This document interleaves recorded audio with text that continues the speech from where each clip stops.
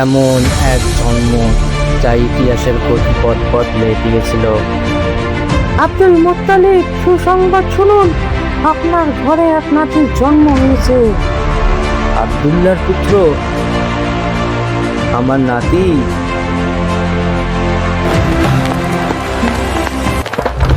রবিউল আউয়াল, সোমবারের দিন।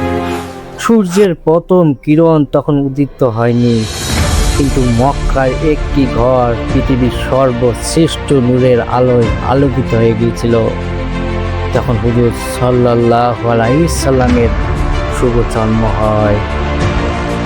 বহু বছরের তৃষ্ণার্ত জমিন যেন স্বস্তির নিঃশ্বাস ফেলল। আরবের যে খরা ও দুর্ভিক্ষ যেন নিমিটি হয়ে গিয়েছিল, সেই রহমতের আগমনের আগেই তা কল্যাণ ও সমৃদ্ধিতে পরিণত হয়েছিল।